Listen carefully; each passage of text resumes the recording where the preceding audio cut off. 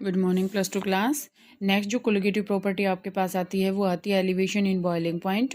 कि boiling point जो elevation है उसको हम कैसे फाइंड आउट करेंगे, कैसे आपके पास उसका हम डेरिवेशन करेंगे। सबसे पहले तो देखो आपके पास जो है बॉइलिंग पॉइंट होता क्या है, क्योंकि हम कर रहे हैं एलिवेशन इन बॉइलिंग पॉइंट। कि बॉइलिंग पॉइंट जो है वो अगर हम उसके अंदर नॉन वोलेटाइल सॉल्यूट डाल रहे हैं, देखो हम ये कोलिगेटिव प्रॉपर्टी जो हम रीड आउट कर रहे हैं, तो कोलिगेटिव प्रॉपर्टी के अंदर आपके पास मैंने आपको बताया था कि नंबर ऑफ सॉल्यूट पार्टिकल के ऊपर डिपेंड होगा, ना कि वो नेचर ऑफ सॉल्यूट पार्टिकल।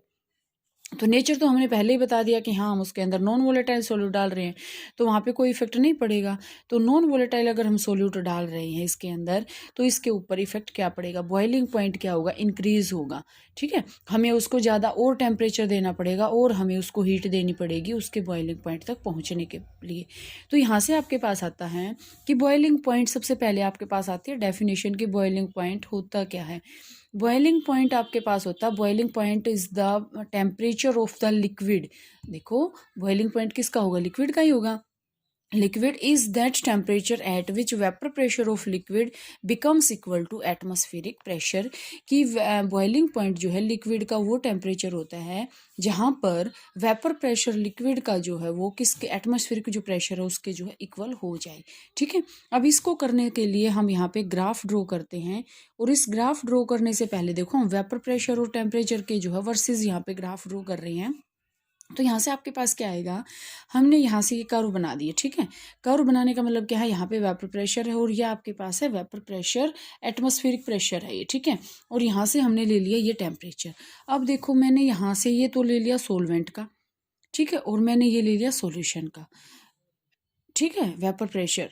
तो यहाँ से आपके पास क्या आएगा कि जो सॉल्यूशन का वेपर प्रेशर होगा ना वो कम होगा in comparison to pure solvent. क्यों, क्योंकि सॉल्यूशन के अंदर हमने क्या डाल दिया, नॉन वोलेटाइल सोल्यूट हमने डाल दिया, जिसके कारण इसका वेपर प्रेशर क्या हो जाएगा, कम हो जाएगा, और सॉल्वेंट का क्या होगा, प्योर का ज़्यादा होगा। सारा का सारा यही है।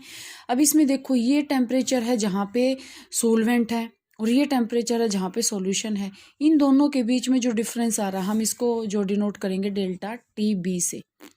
ठीक है, डेल्टा टी बी। ठीक है, बॉइलिंग पॉइंट का टेम्परेचर। अब देखो, अब इसका डेरिवेशन स्टार्ट करते हैं हम। आपके पास क्या आएगा, हमने ले लिया delta T B is equal to T minus T naught. Solution के में से अगर हम प्योर का माइनस कर देंगे तो चेंज आ जाएगा।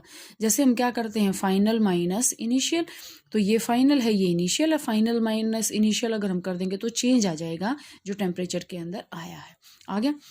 अब देखो हमने क्या फाइंड आउट किया, इससे जो टेम्परेचर है वो डायरेक्टली प्रोपोर्शनल है वेपर प्रेशर के।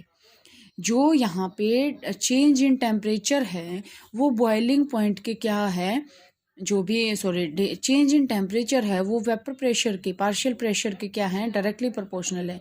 ये बढ़ेगा ये भी बढ़ेगा, ये घटेगा ये भी घटेगा। ठीक है, लेकिन अब देखो हमने लास्ट में किया था कि वेपर प्रेशर जो होता है ना, पार्शियल प्रेशर, वो आपके पास क्या होता है, डायरेक्टली प्रोपोर्शनल होता है मोल फ्रैक्शन के। ये मैंने आपको बताया था लास्ट टाइम। इससे आपका डेरिवेशन स्टार्ट होएगा कि पार्शियल प्रेशर किसके इक्वल होता है, जितना हमने मोल फ्रैक्शन डाला है सोल्यूट का।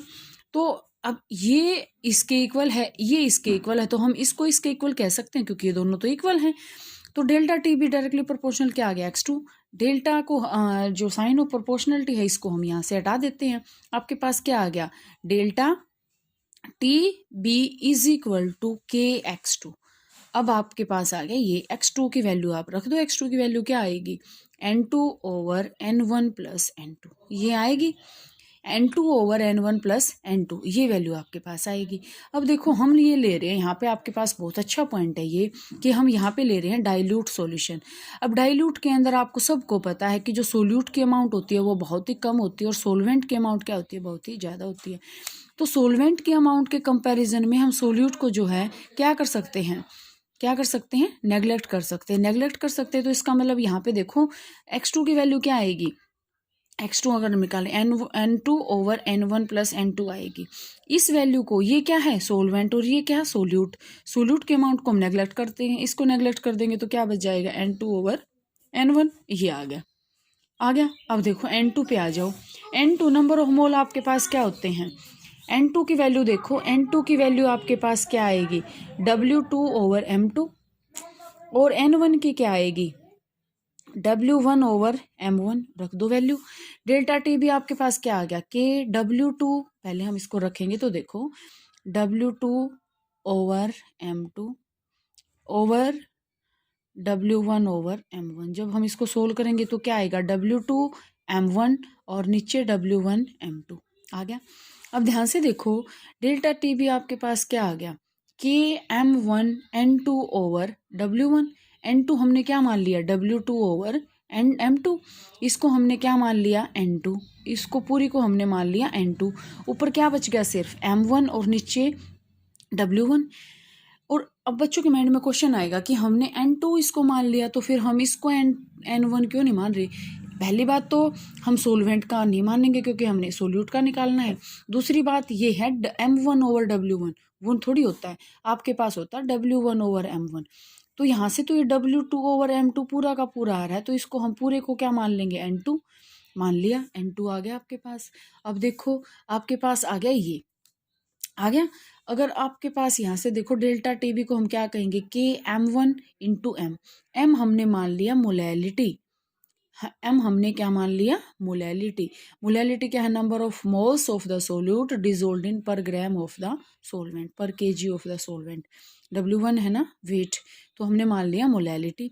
अब ध्यान से देखो KM1, m क्या है, सोलवेंट का, K कांस्टेंट है, हम इसको कह सकते हैं KB, क्या कह सकते हैं इसको, KB आपके पास देखो बच्चे क्या होता है, KB को हम डिनोट करते हैं मोलर एलिवेशन कांस्टेंट, या फिर हम इसको बोलते हैं इबुलियोस्कोपिक कांस्टेंट। मोलर एलिवेशन कांस्टेंट या फिर हम इसको बोलते हैं एबिलियोस्कोपिक कांस्टेंट। यहाँ से ये आपके पास आ गया। तो आपके पास यहाँ से क्या आएगा, delta TB is equal to KB into W2/m2, ये तो एज इट इज आ गया, इंटू 1000/W1, मोलैलिटी आ गई है। ठीक है, तो यहाँ से आपके पास m2 को हम इधर लेके कर सकते हैं। ये आपके पास फाइनल डेरिवेशन आपके पास आ गया। मोलर जो है मोलिकुलर मास ऑफ सोल्यूट निकालने के लिए हम इसको यूज़ कर सकते हैं। ठीक है, तो यहाँ से हम इसको क्या कर सकते हैं, ये आपके पास फाइनल डेरिवेशन आ गया। तो ये क्या है, एलिवेशन इन बॉइलिंग पॉइंट। इतना आप करेंगे, बाकी 2 बच के वो जो है कल करते हैं।